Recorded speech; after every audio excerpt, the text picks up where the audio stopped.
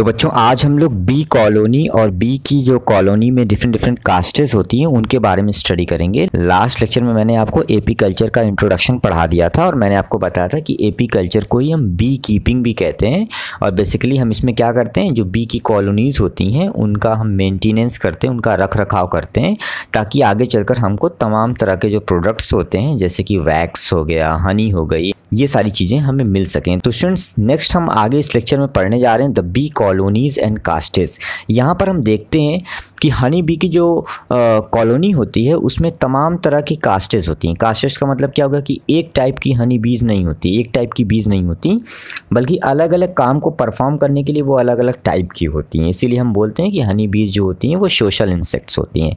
तो एक जो हनी बी की कॉलोनी होती है उसमें 3 तरह की हनी बीज होती हैं, 3 तरह की कास्टेज होती हैं। सबसे पहली जो कास्ट होती है उसको हम बोलते हैं क्वीन, जैसा कि आप यहाँ देख रहे हैं लिखा हुआ क्वीन।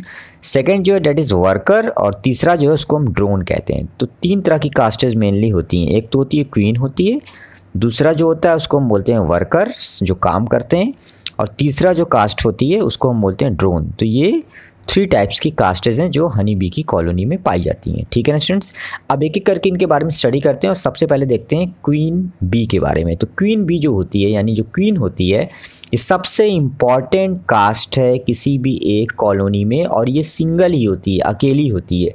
एक कॉलोनी में ये अकेली एक ही होती है क्वीन। तो देखिए यहाँ पे लिखा हुआ है queen bee is the only fertile female in the colony, यानी पूरी कॉलोनी में अकेली फीमेल होती है जो फर्टाइल होती है, यानी जो अंडे देती है, उसी को हम क्या बोलते हैं, क्वीन बोलते हैं। ठीक है ना।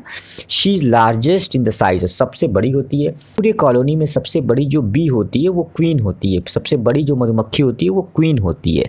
वैक्स ग्लैंड्स आर एब्सेंट, इनमें वैक्स ग्लैंड्स नहीं पाई जाती हैं। वैक्स ग्लैंड जो होती हैं वो क्वीन में नहीं पाई जाती हैं जिनमें वैक्स बनता है। Queen bee live for about 3 to 4 years and produce eggs at the rate of 1500 to 2000 per day।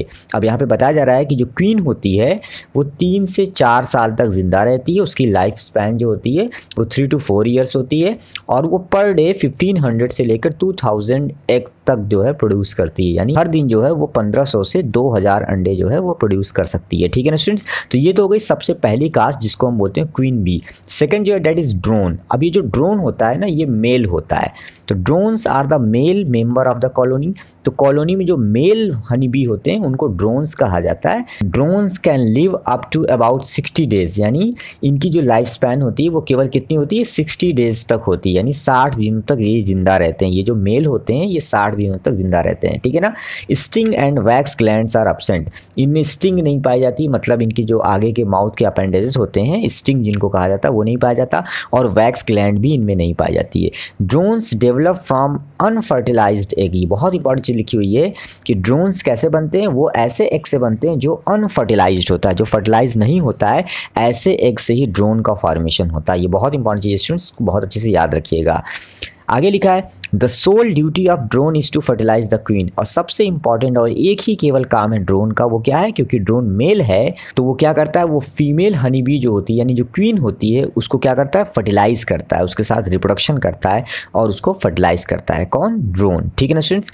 Last जो कास्ट है डेट इज़ वर्कर बी के बारे में। अब ये वर्कर बी क्या होता है, they have well developed sting and their hind legs have pollen basket. तो ये वर्कर बी होते हैं, ये काम करते हैं और इनमें स्टिंग जो होते हैं वो डेवलप होते हैं। इनके जो पीछे वाले पैर होते हैं उसमें पॉलन बास्केट नाम का स्ट्रक्चर पाया जाता है जिसके अंदर पॉलन ग्रेन्स स्टोर किए जाते हैं। They perform different duties depending upon their as.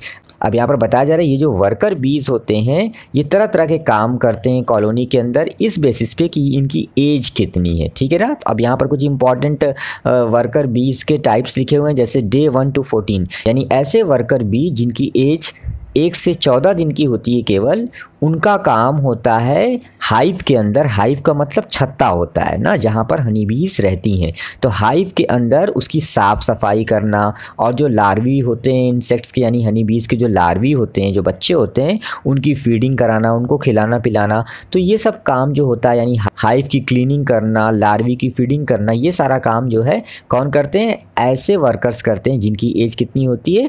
1 से 14 दिन तक होती है। सेकेंड टाइप के जो वर्कर होते हैं वो थोड़े और पुराने होते हैं, उनकी एज थोड़ी ज़्यादा होती है और वो होते हैं 14 से 20 दिन वाले। तो जिनकी एज 14 से 20 दिन के बीच में होती है, ऐसे जितने वर्कर होते हैं इनका काम होता है, जो हाइव होती है, हाइव की स्पेलिंग क्या होगी? HIVE, हाइव यानी जो कॉलोनी, जो छत्ता होता है। तो जो हाइव होती है उस हाइव का जो इंट्रेंस होता है, यानी जहाँ से एंट्री होती है हाइव के अंदर, जहाँ से उस कॉलोनी के अंदर एंट्री की जाती है, उस जगह पर गार्ड का काम करना, यानी एक तरह से जो है प्रहरी का काम करना, रखवाली करने का काम करना। एंट्री पर जहाँ से एंट्री होती है हाइव में वहाँ पर खड़े रहना और वहाँ से रखवाली करने का काम करना। ये काम होता है किसका? जिनकी एज 14 से 20 दिन तक होती है, ऐसे वर्कर्स का। और नेक्स्ट जो सबसे पुराने होते हैं, जिनकी उम्र सबसे ज़्यादा होती है, वो हैं डे 21 से 35 डेज़ के बीच वाले।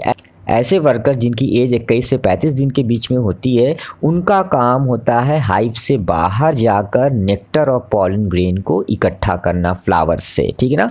तो ये जो हनी बीज होती हैं जो बाहर जाती हैं और फूलों का रस और फूलों के परागकण को इकट्ठा करके लेके आती हैं, वो एक्चुअल में कौन होती हैं? वर्कर्स होते हैं। और वो वर्कर्स जो होते हैं वो सबसे पुराने वाले वर्कर्स होते हैं, जो 21 से 35 डेज़ की ड्यूरेशन की एज वाले होते हैं, ठीक है ना स्टूडेंट्स।